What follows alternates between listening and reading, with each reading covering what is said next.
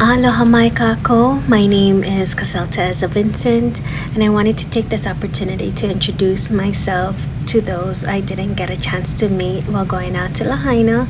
I am a licensed marriage and family therapist based here on Maui. I spent nearly 20 years supporting individuals and families through some of life's most challenging and most transformative moments.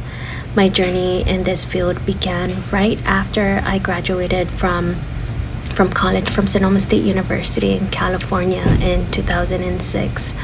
I came back home after graduating with my bachelor's in sociology and began with Big Brothers Big Sisters as a case manager. I worked closely with children and youth and adults while I was there. I later served as a case manager to adults living with severe mental health conditions through Mental Health Kukua. Prior to going to Mental Health Kukua, I received my master's in marriage and family therapy. And while I was at Mental Health Kukua, I got credentialed and received my licensure for to become a marriage and family therapist. I went on to work as a trauma therapist at the Maui Sexual Assault Center through Child and Family Service. These experiences shaped not only how I showed up as a clinician, but how I walk with people through their healing journey and through the most difficult times. Today, I run my own private practice in Kahului where I continue to support families, children, and individuals through a trauma-informed lens. I am trained in both eye movement desensitization, reprocessing, also known as EMDR, and brain spotting. These two are very powerful methods for processing and healing from trauma. But beyond my professional experience, I am also a mother of two young girls, so I understand the deep joy and the overwhelming stress that can come with parenting.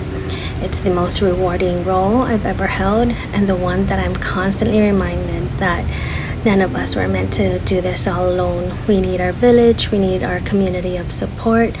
So I am honored to be here with you to share not just what I've learned in my work, but also what I've learned from walking this parenting path myself. Whether you're here to build new skills, find ways to reconnect with yourselves, or simply finding support, you're in the right place. And I'm hoping that I am able to share valuable lessons, teachings, examples, or share my experiences with all of you. I will share my contact information at the end of this video so that if you have any questions, would like to schedule a session, please feel free to give me a call with my through my contact information. Mahalo. Today's topic is all about grounding and emotional regulation. We're going to explore practical ways to help you stay centered during tough parenting moments. And we all know there can be a lot of tough parenting moments. But before we get into techniques, let's first talk about a foundational tool, the wheel of emotions. And I've shared this this worksheet with some of the parents that I got to meet in Lahaina, and this has been so helpful in my family. And what what I love about this feeling wheel is that it gives you a whole range of different emotions that we feel. It's not just mad, sad, happy, and it goes deeper than that. And that's what I love about this worksheet. So I will include that, or we can send this worksheet to you for those who didn't get a chance to get it. Again, the reason why the feeling wheel matters is as caregivers, we're often focused on what our children is feeling. But how often do we pause and ask ourselves, what am I actually feeling right now? This is where the feeling wheel comes in so helpful. You'll notice that I'll refer to this tool in many of the videos because it helps us move beyond, like I said, just the mad, I'm sad. It gives you a whole host of different feelings that we are feeling. It expands our emotional vocabulary and what I like to call like expanding our emotional library. For example, anger might actually be frustration or resentment or feeling powerless. And a lot of the times, because we are the adults, our kids can feel powerless in very tough times, and us too, right? When our kids are overwhelmed, we've said so many directions and they're not listening and we feel powerless. Sadness could be grief, disappointment, or feeling left out. And as young kids, sometimes they do feel left out in friend groups or within their own sibling group.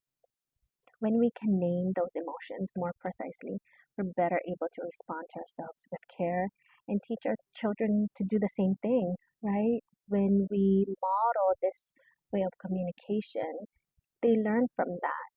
So keeping this wheel nearby, tape it to the fridge, put it in your journal, whatever, or wherever you see it, we'll be using it a lot. For me, what I've done is I cut it out, I laminated it and put magnets behind it so I can put it on I have one in my refrigerator. I have one in my girls' room on their mirror.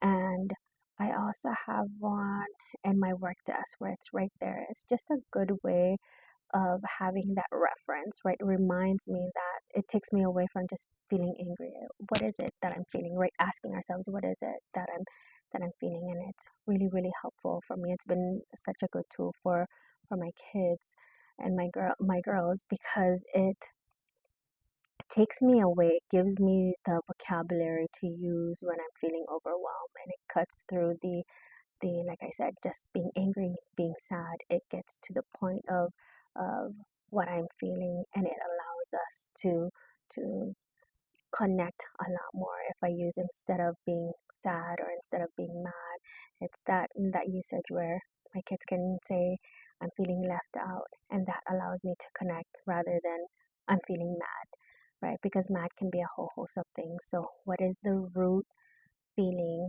that they're feeling before it turns out or looks like mad? So that's really, really helpful. So have this at hand, have this close by. It's so helpful. Now let's talk about grounding. Grounding is the practice of bringing yourself back into the present moment, especially when emotions are running rampant, wild, we're feeling overwhelmed, when our nervous system is activated or what I like to call overstimulated, right? I'm always saying I'm overstimulated. As parents, this can happen a lot. Meltdown or an argument or even just a chaotic morning where we're running late and just the anxiety of go, go, go can trigger stress responses in our body. Grounding doesn't make the problem go away, but it helps our brain and body to feel safe enough to respond and not to react.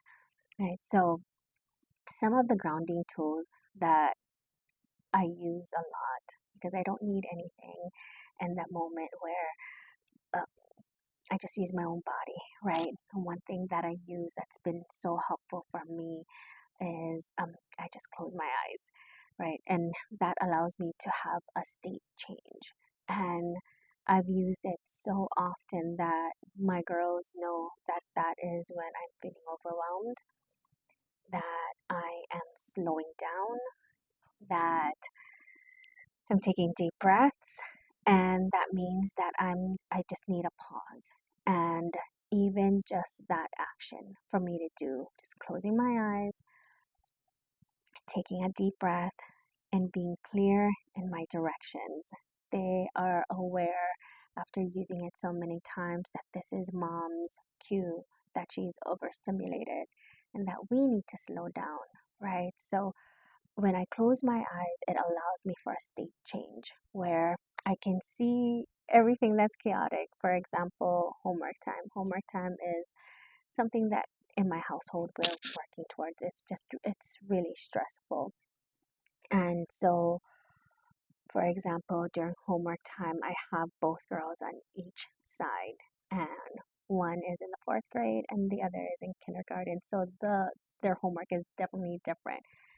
My baby is learning how to read and sounding things out and very different homework while my daughter is having math problems and math in this age and and the word problems, just the techniques is different where I'm needing to relearn. So it's very triggering for me where I'm managing both girls. So when one is asking and the other one is asking and both of them are talking at the same time, me trying to relearn this math problem or this math technique.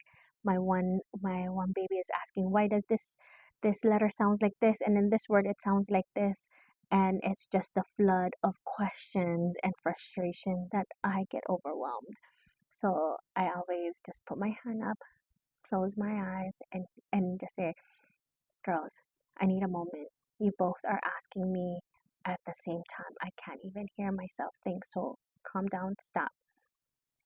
And I use this, and they see I'm closing my eyes, and I give one directions and the other one directions. And I say, hold on, let me get to Sissy first and give that clear directions. But that closing of my eyes and my hands is just a stop and a pause where I can revert back to my body, slow my frustration and my breathing down, and that helps with the frustration, right?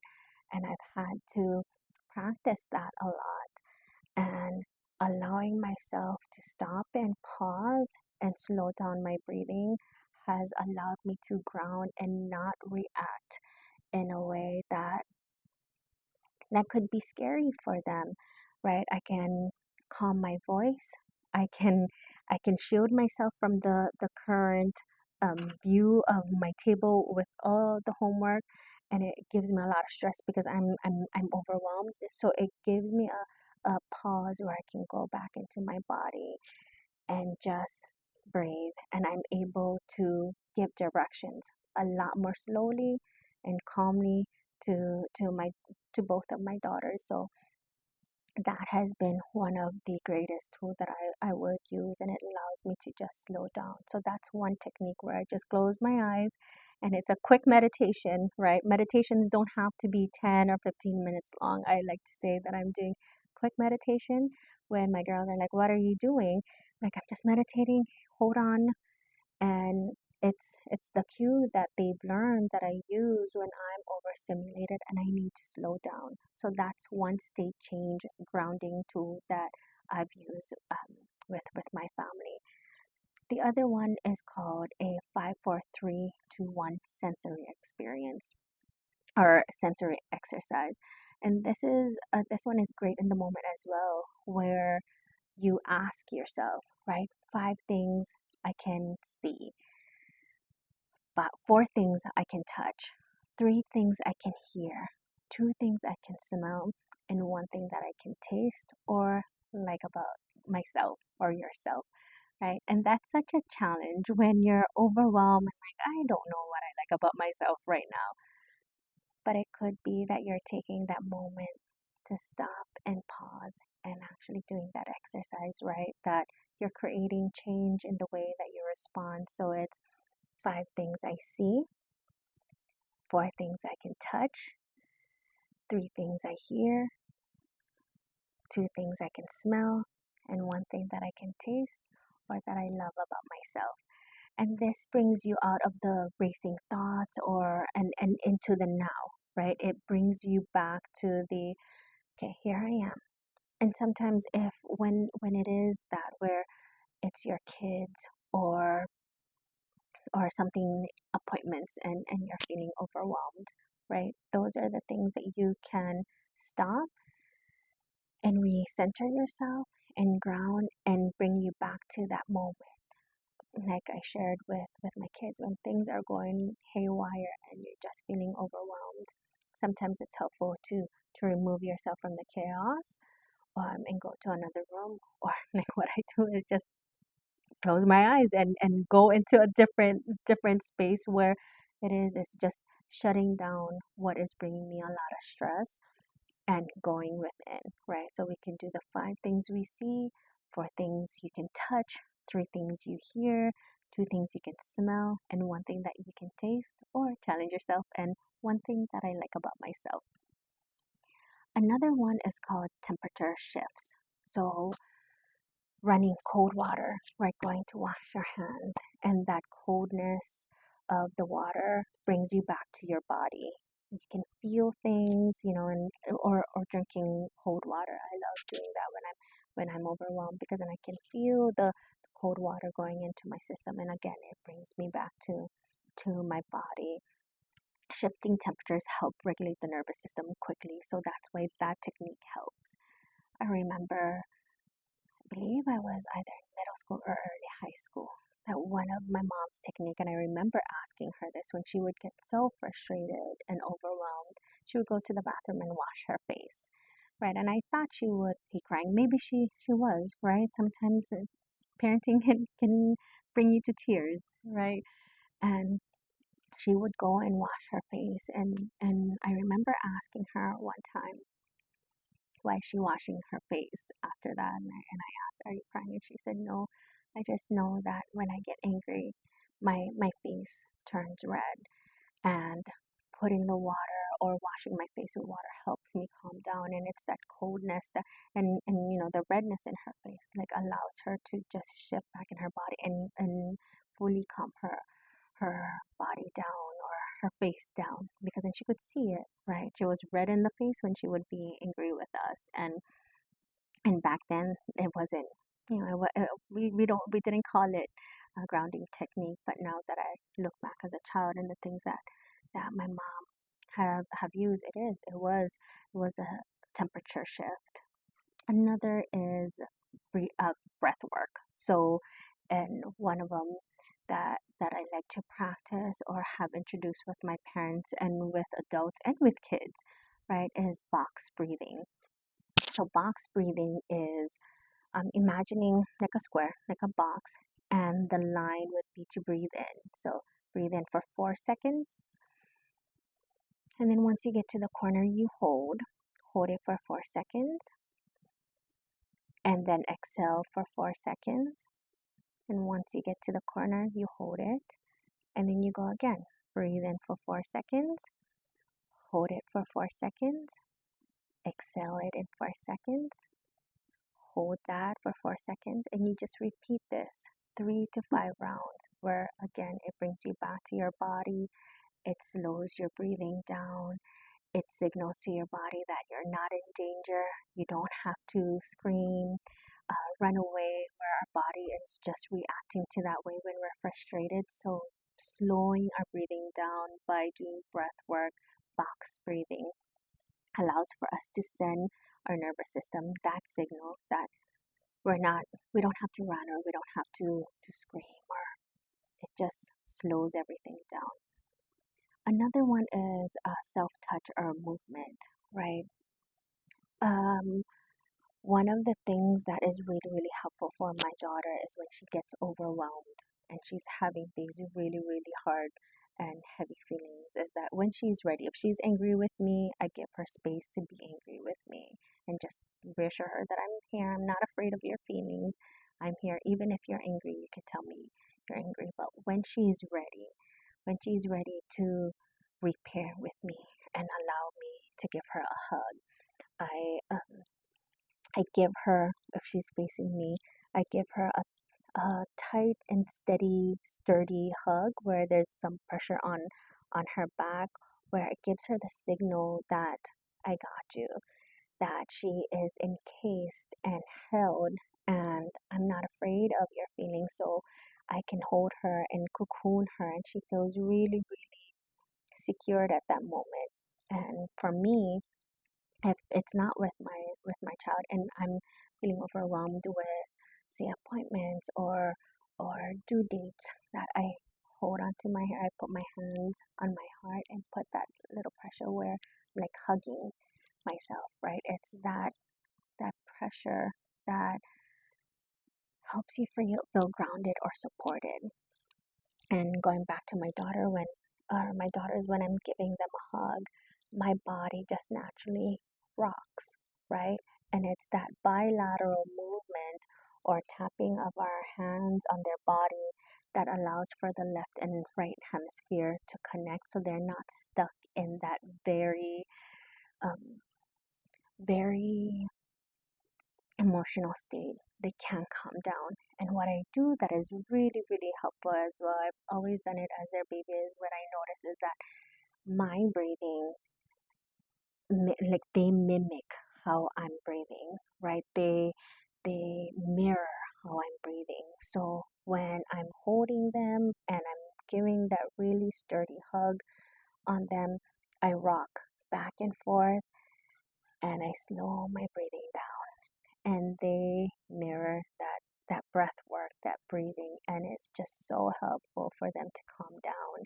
And when they're calm and I can feel their body just relaxing and their defenses are down, I oftentimes give them affirming words where I can see that you're angry. I can see that you're holding on to those feelings. I can see that you're doing this. I can see that you're working really, really hard. All of those helps them calm down and it gives them confidence. So not only are you helping them ground, you're modeling grounding, you're giving them affirming words, and you're holding them, right? So they know that you're able to withstand these angry feelings even when the anger is towards you. So that's been so helpful for my baby, for me to do with my baby. So that is one of the things that I really, really love, is that self touch with me when I'm feeling overwhelmed, or cocooning my babies when they're feeling overwhelmed. That has been so, so helpful. And these tools are not just for you, that we can model it for our kids, because all these tools that I've shared it with individuals, I've shared it with parents, I've shared it with kids, and modeling these techniques for kids, it just allows them to, like, this is kind of like normalized. This is how we deal with our feelings. When we ground ourselves, we respond with clarity instead of reacting to stress. And that is one of the most powerful gifts we can give our children, showing them what it looks like to stay steady when things feel hard, when emotions are heavy. And it's okay to say, I need a moment, as I say that a lot to my girls. I need a moment to breathe. I need a moment to myself. I need a moment to think, or let me check in and with how I'm feeling first before I respond, right? Those are modeling ways that gives us permission that when we're not ready to talk about it, we will allow people to know, like, let me take a moment. And these, being able to verbalize this with our children, with our partners, with our friends, these are very powerful tools that we can use. So, grounding and emotional regulation aren't about being perfect, it's about being present. They're about being present in that time and being able to regulate our feelings and modeling these feelings and modeling this way of handling our feelings and naming our emotions. And as we move through the different videos, please I'll keep coming back to these tools and reminding you, for instance, the feeling wheel, the grounding strategies, because healing and connection starts with self-awareness, right? We model for our kids. We we have to know our emotions, know how to regulate our emotions, practice those things to for us to share it with them. So please try one of these techniques this week. Post a feeling wheel somewhere that's visible, and give yourself grace, because parenting is such a sacred work and you deserve support too. And hopefully I can figure out how to add my contact information at the end of this video, and add make sure that you all get the worksheets that I mentioned in this video. Please reach out to me if you have any questions about this video, or have any questions about mental health, or about setting up a session. Feel free to contact me. Mahalo.